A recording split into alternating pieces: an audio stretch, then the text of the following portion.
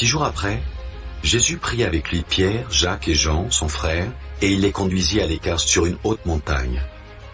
Il fut transfiguré devant eux.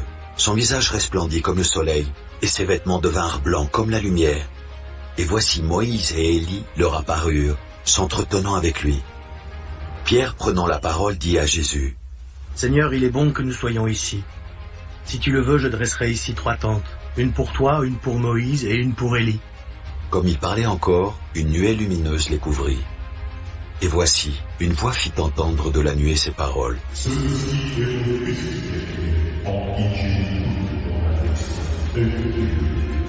Lorsqu'ils entendirent cette voix, les disciples tombèrent sur leurs faces et furent saisis d'une grande frayeur. Mais Jésus, s'approchant, les toucha et dit: « Levez-vous, n'ayez pas peur. » Ils levèrent les yeux et ne virent que Jésus, seul.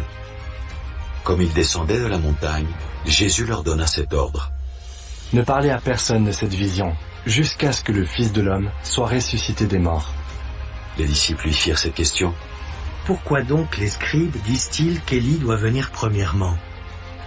Il répondit: « Il est vrai qu'Élie doit venir et rétablir toutes choses. Mais je vous dis qu'Élie est déjà venu, qu'ils ne l'ont pas reconnu, et qu'ils l'ont traité comme ils ont voulu. De même, le Fils de l'homme souffrira de leur part. » Les disciples comprirent alors qu'il leur parlait de Jean-Baptiste. Lorsqu'ils furent arrivés près de la foule, un homme vint se jeter à genoux devant Jésus et dit: « Seigneur, aie pitié de mon fils qui est lunatique et qui souffre cruellement. Il tombe souvent dans le feu et souvent dans l'eau. Je l'ai amené à tes disciples et ils n'ont pas pu le guérir. » « Race incrédule et perverse, répondit Jésus, jusqu'à quand serai-je avec vous? Jusqu'à quand vous supporterai-je?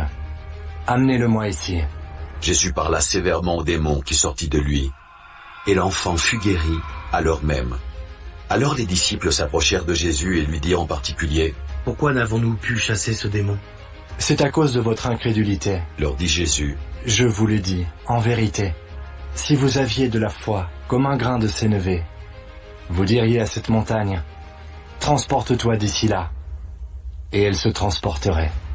Rien ne vous serait impossible, mais cette sorte de démon ne sort que par la prière et par le jeûne. » Pendant qu'ils parcouraient la Galilée, Jésus leur dit: « Le Fils de l'homme doit être livré entre les mains des hommes. Ils le feront mourir, et le 3e jour, il ressuscitera. » Ils furent profondément attristés.